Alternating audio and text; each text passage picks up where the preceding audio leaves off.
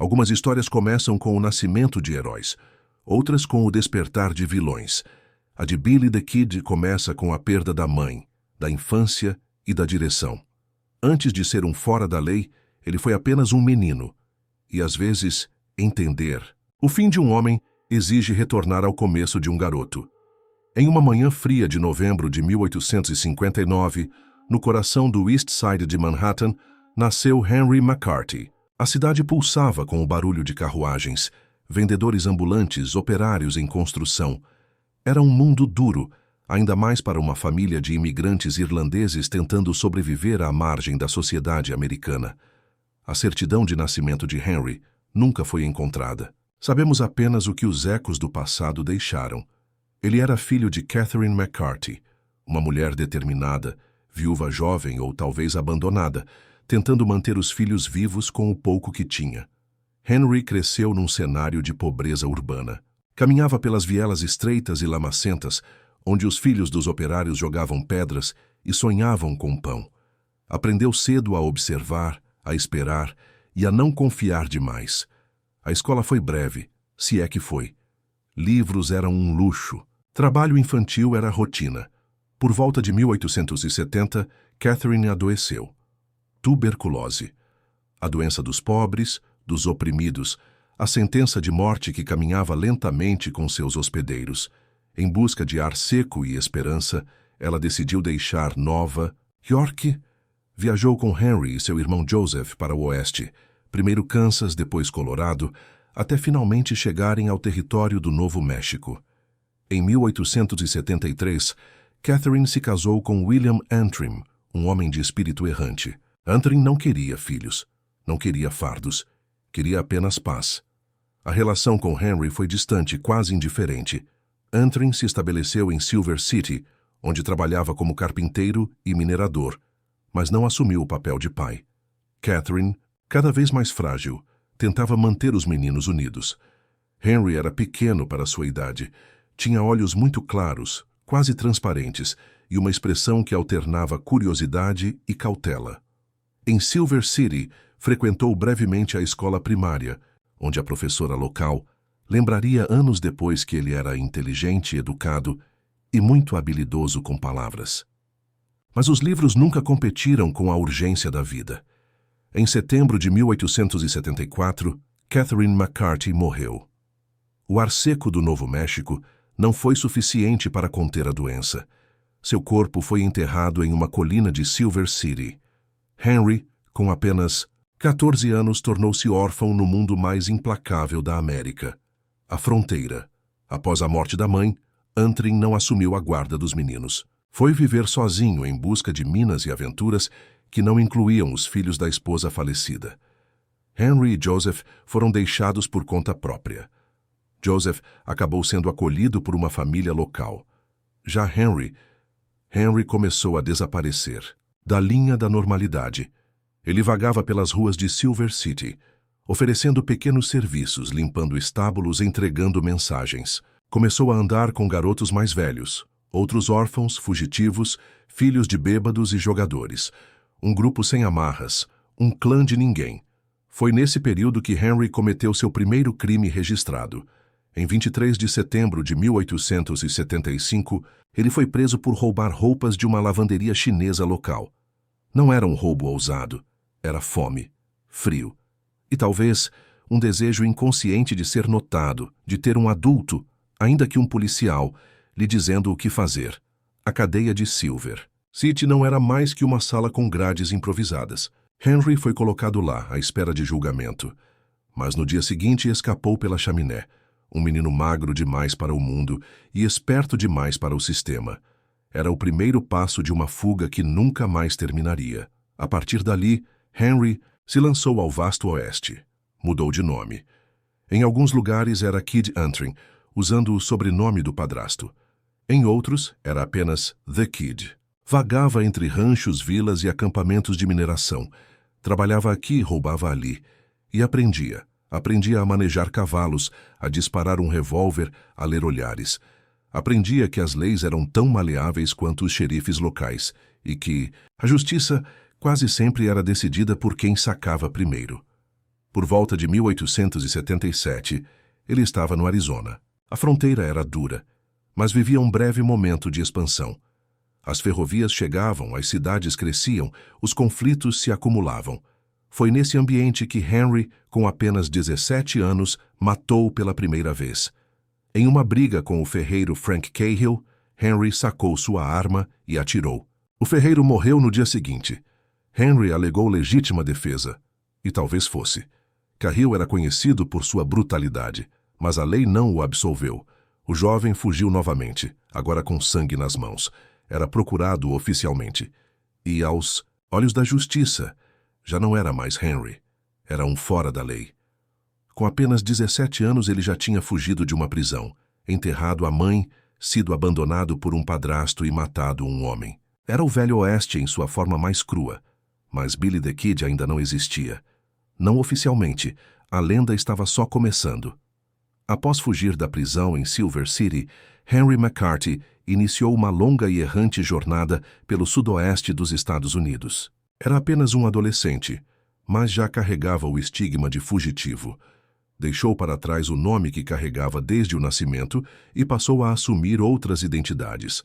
Em alguns lugares, era conhecido como Kid Antrim, usando o sobrenome do padrasto. Em outros, apenas The Kid.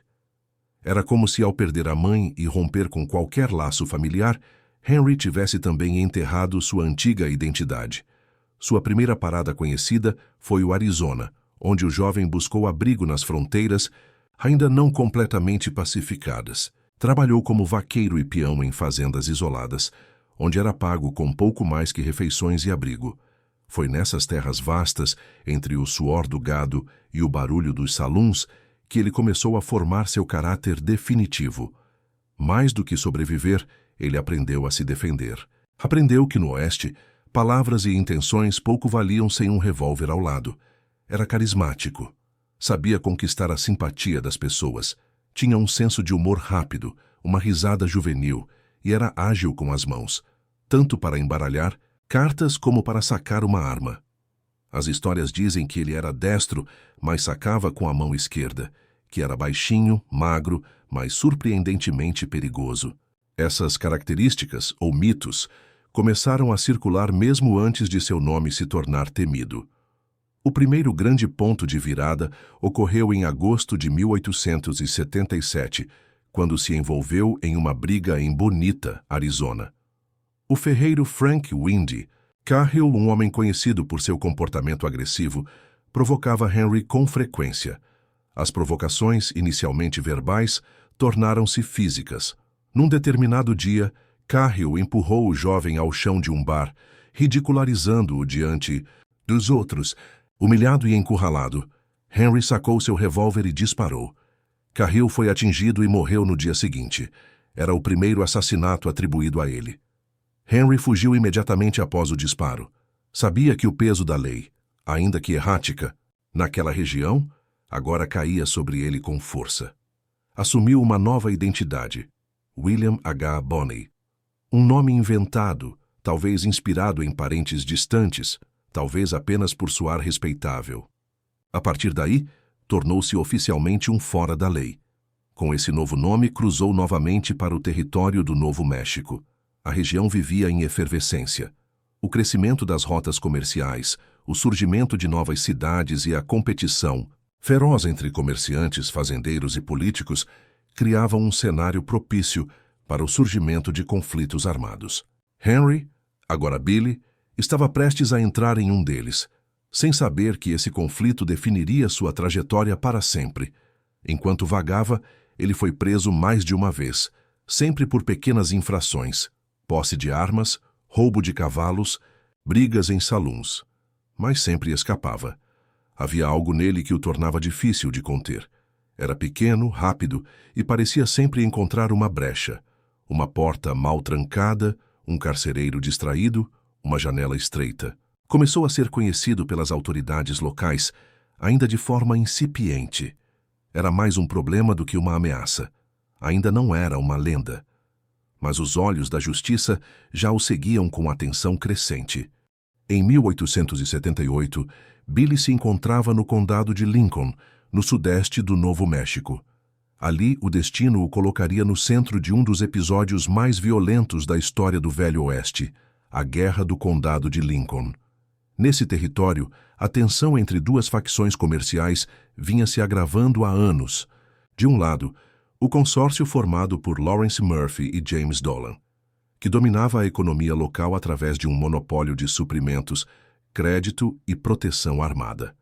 De outro, um jovem empreendedor britânico chamado John Tunstall e seu sócio, Alexander McSween, que buscavam quebrar esse domínio com a abertura de uma empresa concorrente.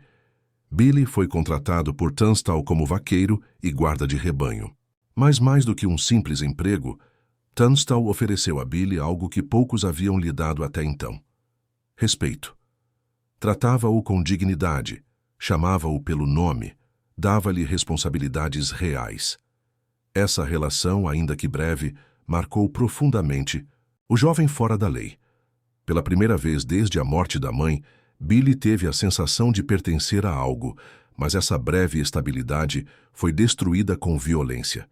Em fevereiro de 1878, Tunstall foi morto a tiros por capangas ligados à facção de Murphy e Dolan, sob a justificativa legal de apreensão de gado. Na prática, tratava-se de uma execução planejada. A morte de Tunstall inflamou os ânimos e deu início à guerra. Billy, revoltado, jurou vingança. Juntou-se a um grupo de homens que se autodenominava os Reguladores, uma espécie de força paramilitar organizada para defender os interesses dos aliados de Tunstall. A partir daquele momento, o garoto franzino tornou-se um pistoleiro de guerra. Participou de tiroteios, emboscadas e execuções sumárias. Matou, feriu, sobreviveu, e seu nome começou a se espalhar. Durante esse conflito, ele demonstrou não apenas habilidade com armas, mas também inteligência estratégica. Sabia quando atacar e quando desaparecer. Usava o terreno a seu favor. Seu conhecimento da região era impressionante. Passava dias escondido nas montanhas, cavalgava de noite, surgia em vilas remotas onde a lei não ousava entrar. Billy the Kid estava nascendo de fato. As manchetes dos jornais locais começaram a mencioná-lo com frequência, ora como bandido, cruel, ora como justiceiro romântico. Sua figura crescia em torno da controvérsia. Para uns era um criminoso sem redenção, para outros, um jovem corajoso lutando contra um sistema corrupto. Mas apesar do carisma e da ousadia, Billy era cada vez mais caçado. O conflito no condado de Lincoln escalava, e o sangue derramado alimentava a sede por represálias. A justiça, quando não era cúmplice de uma das partes, era impotente para controlar a violência. As prisões tornavam-se simbólicas, os julgamentos raros. O revólver substituía o tribunal. Billy era jovem demais para entender todas as nuances políticas do conflito. Para ele, era uma questão de lealdade. Tunstall havia lhe dado um lar e seus assassinos não podiam sair impunes. Não era sobre leis, era sobre honra. Enquanto o ano de 1878 avançava, a guerra se intensificava. Billy participou de uma série de confrontos armados, incluindo a emboscada que matou o xerife William Brady, aliado dos inimigos de Tunstall, em plena luz do dia. Foi um ato ousado, quase suicida. Billy e outros reguladores abriram fogo contra Brady e seus homens quando estes atravessavam a rua principal de Lincoln. O xerife caiu com múltiplos tiros e Billy foi atingido de raspão ao tentar recuperar um mandado de prisão que estava com Brady. Esse episódio selou sua reputação. A partir dali, seu nome estava gravado definitivamente na lista dos mais procurados do território. Já não era apenas um peão em uma guerra local. Era agora um símbolo de rebeldia para alguns, de ameaça para outros. No final de 1878, a Guerra do Condado de Lincoln começou a perder intensidade, mas não se encerrou de forma clara. Os líderes estavam mortos ou exilados, os sobreviventes dispersos. E Billy, embora ainda livre, sabia que seu tempo começava a se esgotar. Sem um lado claro a defender, voltou à vida errante. Mas agora, diferente de antes, carregava o peso de vários assassinatos, mandados de prisão e uma reputação que o precedia em cada cidade. Sua juventude era sua marca, mas também sua maldição. Tinha pouco mais de 18 anos e já era um nome temido e reverenciado no sudoeste americano. A partir daqui, sua história se tornaria ainda mais complexa e trágica. O menino órfão de Silver City estava definitivamente perdido. O que restava era Billy the Kid. O condado de Lincoln, no sudeste do território do Novo México, era, em 1878, um microcosmo do caos que dominava o Velho Oeste. A região estava em crescimento, com novas rotas comerciais, fazendas em expansão e a chegada de comerciantes, banqueiros e colonos de todas as partes dos Estados Unidos e da Europa. Mas esse progresso era instável, sustentado por uma estrutura social frágil e por um sistema de justiça rudimentar, facilmente manipulado por interesses privados. Nesse ambiente, o conflito era quase inevitável. E foi nesse cenário que Henry McCarthy, agora conhecido como Billy the Kid, encontraria seu lugar definitivo na história. O estopim do conflito conhecido como a Guerra do Condado de Lincoln foi o surgimento de uma nova empresa comercial liderada pelo inglês John Tunstall e seu sócio, o advogado escocês Alexander McSween. Eles chegaram com capital, ambição e uma visão de mercado livre, opondo-se frontalmente ao monopólio da casa, como era conhecido o consórcio comercial de Lawrence Murphy e James Dolan, que controlava o fornecimento de mercadorias, os empréstimos rurais e, em muitos aspectos, o próprio sistema judicial local. Murphy e Dolan não aceitaram bem essa concorrência. Eles detinham laços estreitos com a política territorial, a polícia local e até o sistema judiciário. Quando Tunstall começou a atrair fazendeiros e clientes com condições mais justas, a tensão aumentou rapidamente. A disputa comercial degenerou em uma série de ações legais, que logo evoluíram para a violência física. A posse de gado, armas e terras tornou-se pretexto para emboscadas, tiroteios e assassinatos. Billy havia sido contratado por Tunstall para ajudar no transporte e proteção do gado. Ele via no jovem empresário britânico não apenas um patrão, mas um raro exemplo de integridade em um mundo brutal. Tunstall era educado, respeitava seus empregados e tratava Billy com consideração, algo raro para um garoto com sua história. No entanto, essa relação foi abruptamente interrompida em 18 de fevereiro de 1878. Tunstall foi emboscado e assassinado por uma quadrilha de pistoleiros ligados a Dolan e Murphy. Embora a ação tenha sido legalizada por mandados de apreensão emitidos por um juiz aliado à facção dominante, todos sabiam que o objetivo era eliminar um concorrente incômodo. A morte de Tunstall teve um efeito devastador sobre Billy. O jovem sentiu-se traído por um sistema que não protegia os inocentes e decidiu que não mais dependeria da justiça oficial. Com outros ex-empregados e simpatizantes de Tunstall, formou um grupo armado chamado Os Reguladores. A missão deles era clara: vingar a morte de Tunstall e combater a corrupção do condado, ainda que com as próprias mãos. Nos meses seguintes, o condado de Lincoln mergulhou em um verdadeiro estado de guerra civil. Os reguladores tornaram-se um exército informal, enfrentando os homens de Dolan em emboscadas, ataques e assassinatos pontuais. Billy participou diretamente de várias ações. Uma das mais notórias ocorreu em 1º de abril de 1878, quando ele e outros reguladores mataram o xerife William Brady em plena luz do dia, na rua principal de Lincoln. Brady era visto como cúmplice da facção de Dolan e um dos responsáveis pela cobertura legal do assassinato de Tunstall. Billy e seus homens abriram fogo de trás de uma cerca, matando o xerife e ferindo um de seus ajudantes. Esse ataque foi particularmente simbólico. Não era apenas uma retaliação, era uma declaração de guerra aberta contra a autoridade, constituída no condado. Billy sabia o que isso significava. Sabia que, a partir dali, não havia mais volta. Sua cabeça agora tinha um preço, e sua liberdade, um tempo contado. Outros confrontos se seguiram. Billy tornou-se cada vez mais hábil no uso de armas, nas estratégias de fuga e no jogo de alianças. Era visto por alguns como um herói popular, um Robin Hood da fronteira. Para outros, não passava de um assassino frio, sedento por violência. A imprensa, sempre ambígua, começou a construir sua figura mítica. Alguns jornais o chamavam de Billy the Kid pela primeira vez, referindo-se tanto à sua juventude quanto à sua ousadia. Mas por mais que tivesse apoio popular em certos círculos, Billy enfrentava adversários cada vez mais organizados. O governo territorial começou a pressionar por uma solução. O então governador do Novo México, Samuel B. Axtel, nomeou novos juízes e reforçou o aparato policial. A guerra precisava acabar. O comércio estava sendo afetado e a imagem do território comprometida.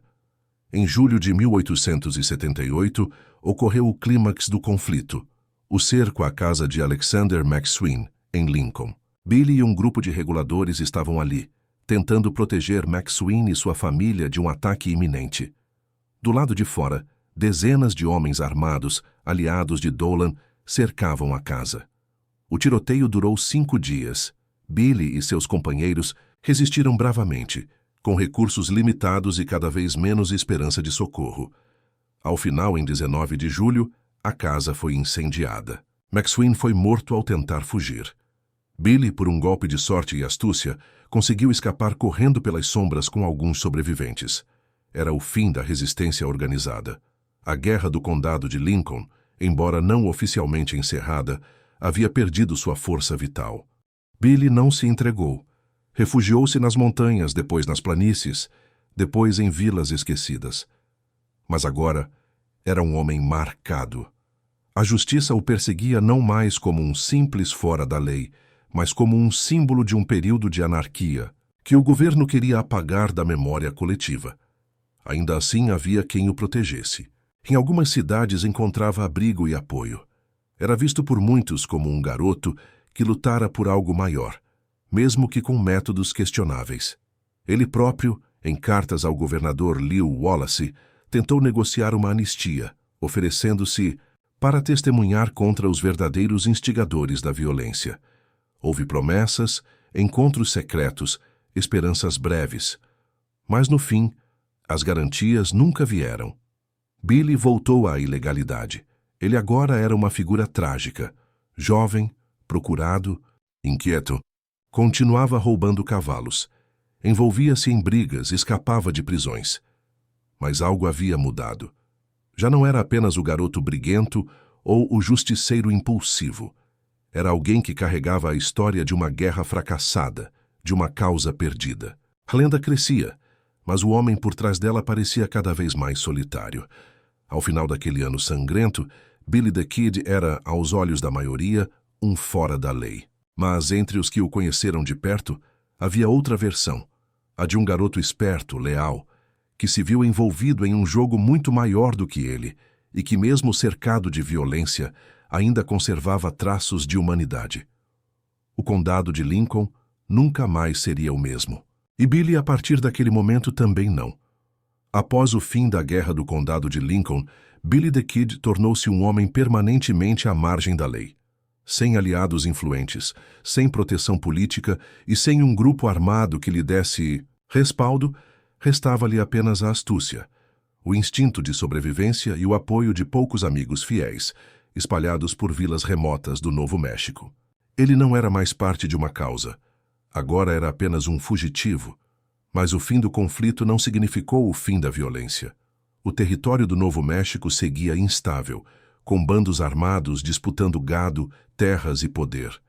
Billy passou a atuar como parte de pequenos grupos de ladrões de gado, atividade comum na região e amplamente tolerada pelas comunidades locais, que muitas vezes viam nos grandes proprietários os verdadeiros criminosos. Ele roubava cavalos, revendia animais e, em algumas ocasiões, participava de jogos e brigas em saluns, escapando da prisão por pouco.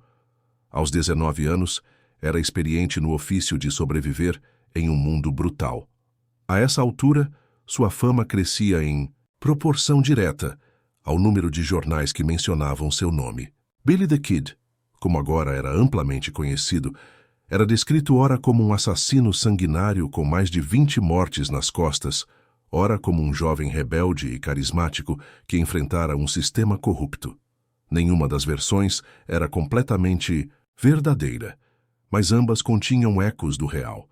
A imprensa, em sua ânsia por histórias sensacionais do Oeste, alimentava a lenda, e quanto mais ele fugia, mais ela crescia. Billy tentou por um breve momento alcançar uma solução pacífica para sua situação. Escreveu ao governador Lew Wallace, o mesmo que mais tarde se tornaria famoso como autor do romance Ben-Hur, oferecendo-se para testemunhar em julgamentos importantes da Guerra de Lincoln em troca de anistia. Wallace aceitou dialogar. Em março de 1879, os dois se encontraram secretamente. Billy concordou em testemunhar contra os assassinos de Tunstall e seria supostamente perdoado. Por um breve instante, a esperança se acendeu. Billy foi preso temporariamente, como parte do acordo, para dar validade ao processo. Cumpriu o combinado, prestou depoimentos, expôs os nomes, mas a promessa de anistia nunca se concretizou. Wallace recuou, pressionado politicamente, e deixou Billy nas mãos do sistema judicial, que desde o início lhe era hostil. Sentindo-se traído, ele escapou novamente. Mais uma vez, desafiava as autoridades, desaparecendo nas sombras do deserto, atravessando vilarejos onde crianças o admiravam e fazendeiros pobres lhe ofereciam comida e abrigo. Não era apenas o medo que o seguia, era também uma curiosa forma de admiração. Sua juventude e ousadia despertavam simpatia entre os marginalizados.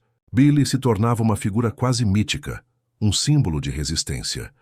Nos anos de 1879 e 1880, ele e um pequeno grupo de comparsas mantinham um padrão de vida nômade. Passavam semanas em acampamentos nas montanhas, surgiam repentinamente em salões para beber e dançar, desapareciam antes que os xerifes pudessem agir. Era um ciclo perigoso, mas que parecia funcionar. Billy era quase inalcançável. Havia desenvolvido um instinto aguçado para identificar emboscadas, descobrir informantes e escapar por rotas que ninguém mais conhecia. Nesse período, sua contagem de mortes aumentou. Em confrontos com caçadores de recompensa ou em duelos improvisados, Billy mostrava-se letal, mas nunca se tratava de crueldade gratuita. A violência, para ele, era sempre uma resposta ou um mecanismo de sobrevivência. Tinha um código pessoal, por mais rudimentar que fosse. Protegia os amigos, evitava matar civis. E, embora armado quase o tempo todo, não era dado à brutalidade por esporte, como muitos de seus contemporâneos. O território, no entanto, mudava.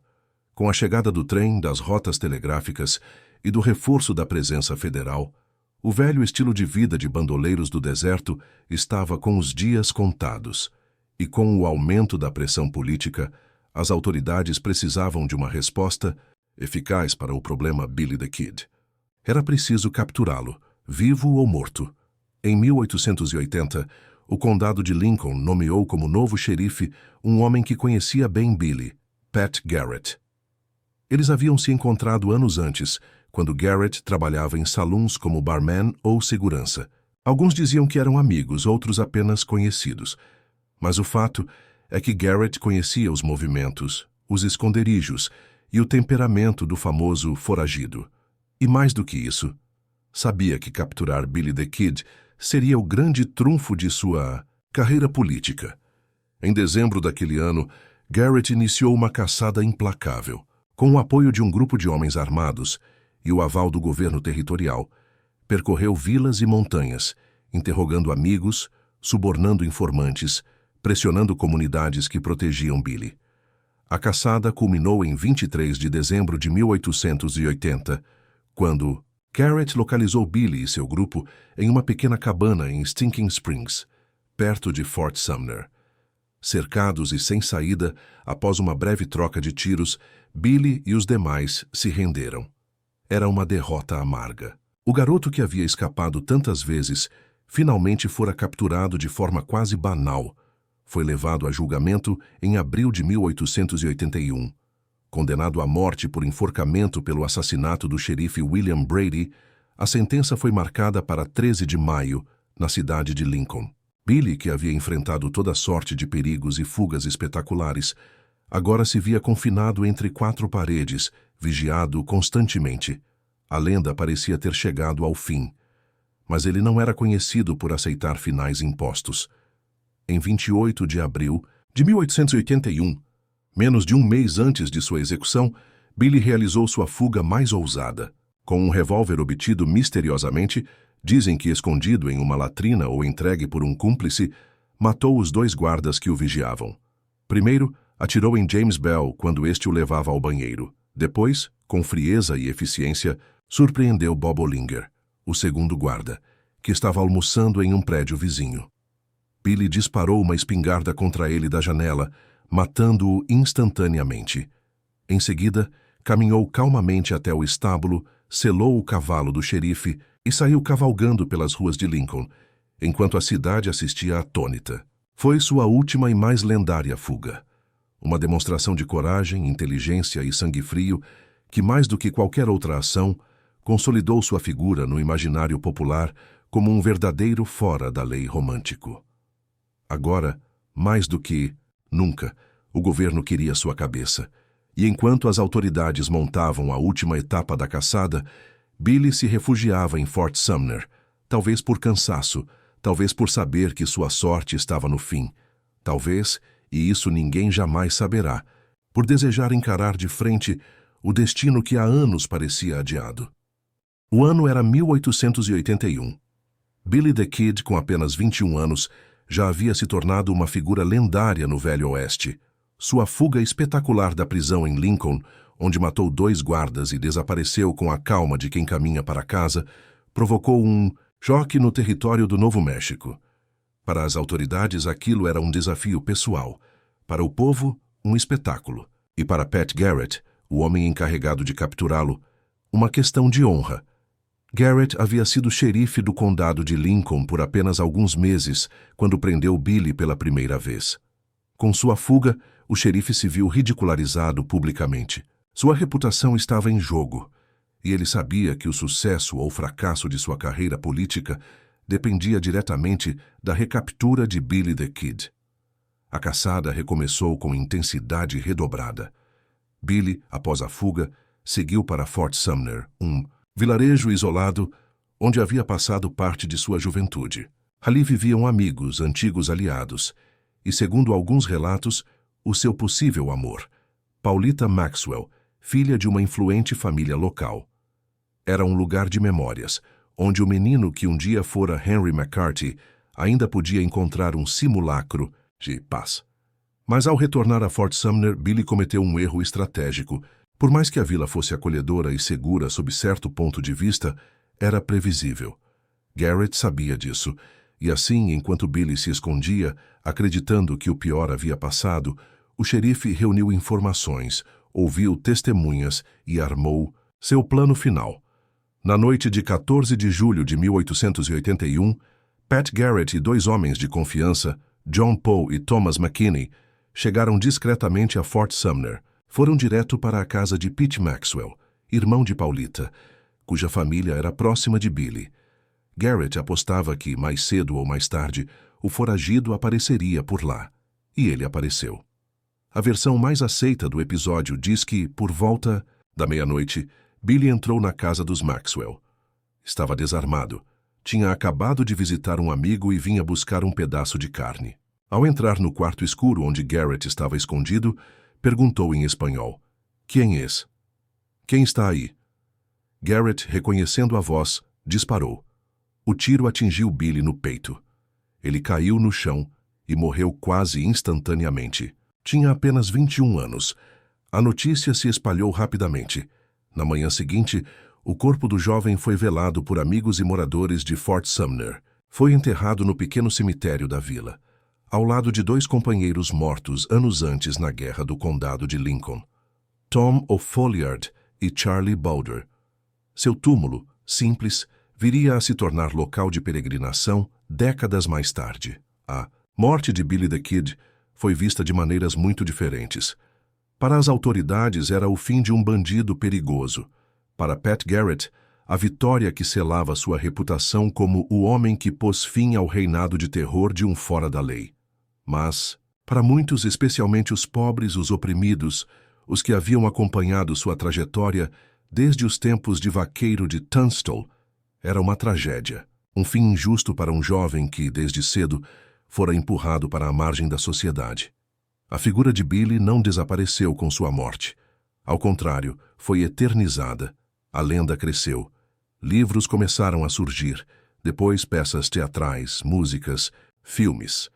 Alguns diziam que ele não havia morrido naquela noite, que Garrett havia matado outro no lugar dele, que Billy havia fugido para o México, que vivia sob outro nome.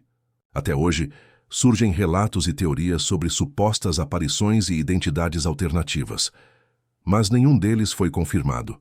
Garrett publicou, pouco depois da morte, um livro intitulado The Authentic Life of Billy the Kid, tentando justificar suas ações e, ao mesmo tempo, capitalizar sobre a fama de seu adversário. O livro, repleto de exageros e invenções, ajudou a cristalizar a imagem de Billy como um assassino frio, mas também como uma figura mitológica. Nos anos seguintes, a sepultura de Billy foi alvo de curiosos, colecionadores de relíquias e turistas. O túmulo foi violado, o marcador roubado e substituído várias vezes. Hoje, há um cercado de ferro em torno da lápide, como uma tentativa de proteger o símbolo que ali descansa. A inscrição é simples: Billy the Kid, 1859-1881. Mas o que essa pedra representa vai muito além das datas. Billy morreu jovem, o que contribuiu para seu mito. Não teve tempo de envelhecer, de cometer erros banais, de se tornar um cidadão comum. Permaneceu para sempre o garoto rebelde, o pistoleiro romântico, o órfão justiceiro. Em uma época em que o oeste americano buscava identidade, ele se tornou símbolo do caos, da coragem, da tragédia. E assim, enquanto o tempo apagava os rastros de tantos outros homens daquele período, Billy the Kid seguia vivo nas baladas, cantadas em bares de fronteira, nos roteiros de Hollywood, nos livros escolares. Um menino sem rumo que virou mito. Um mito que nunca mais deixou de cavalgar pelas trilhas da história americana. A morte de Billy the Kid não foi o fim de sua história, foi o começo de sua lenda.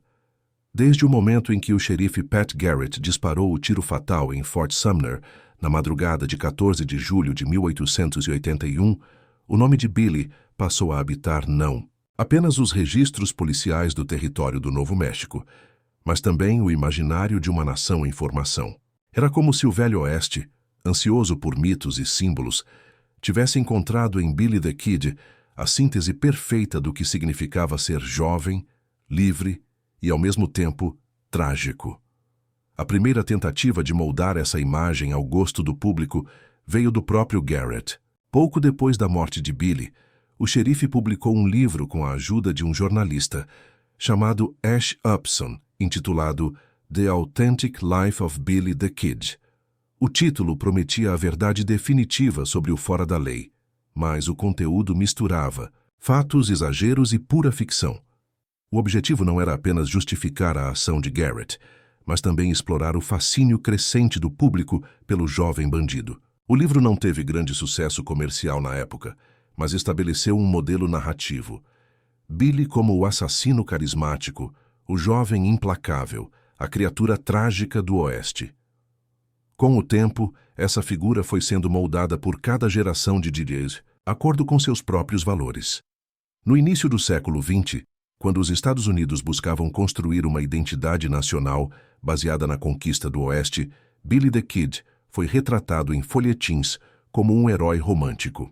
Sua juventude, seu sorriso, sua fama de bom cavaleiro e atirador passaram a ser enfatizadas mais do que seus crimes.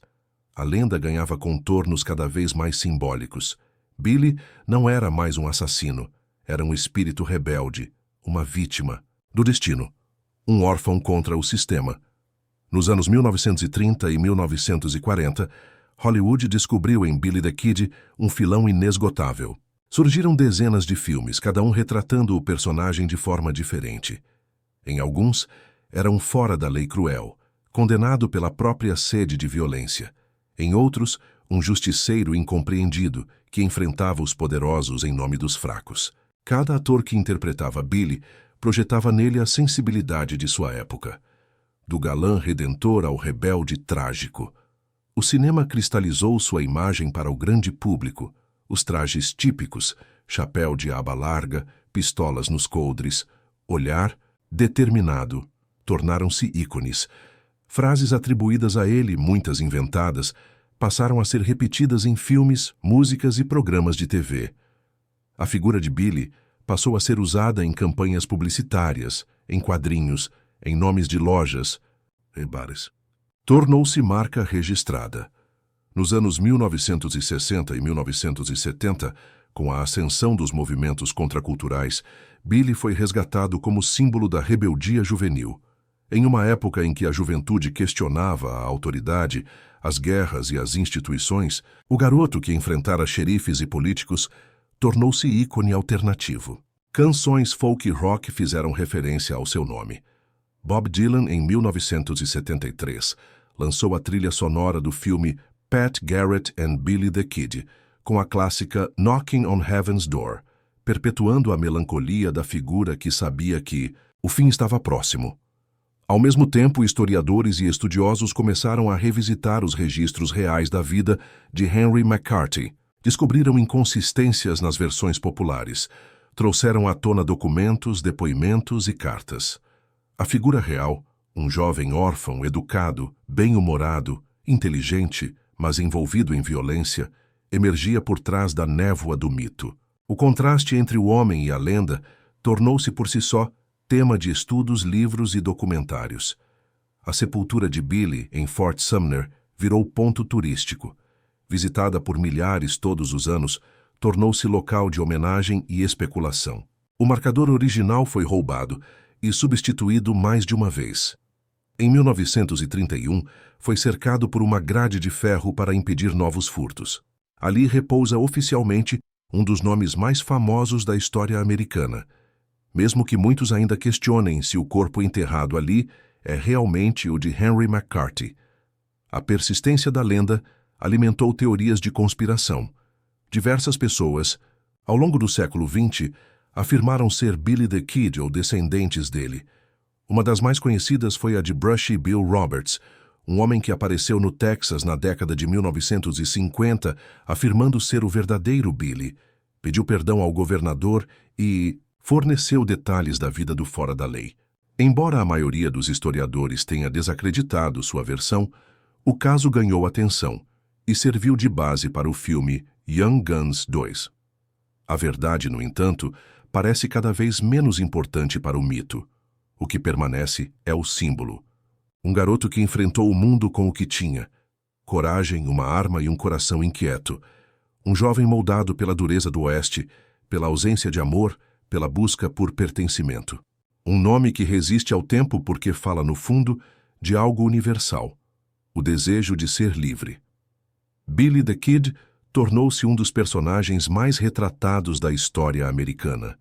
Seu rosto, quase sempre baseado na única foto conhecida de sua juventude, magro, de chapéu torto segurando um rifle, estampa cartazes, canecas, camisetas.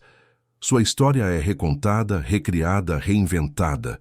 E talvez seja assim porque ele, como poucos, representa as contradições do país que o criou: liberdade e violência, justiça e vingança, juventude e morte. Hoje, mais de um século após sua morte, Billy continua vivo na cultura popular. É personagem de livros, séries, filmes e videogames. É estudado em universidades, cantado por músicos, idolatrado por jovens que, como ele, se sentem à margem. Sua lenda transcende o tempo, porque em cada época encontra uma nova forma de ser compreendida. No fim, talvez ele nunca tenha sido apenas um criminoso ou apenas um herói. Talvez tenha sido, como tantos outros jovens, apenas alguém tentando encontrar seu lugar em um mundo que nunca lhe deu muitas chances. E talvez, por isso mesmo, nunca deixará de cavalgar em silêncio pelo deserto da memória.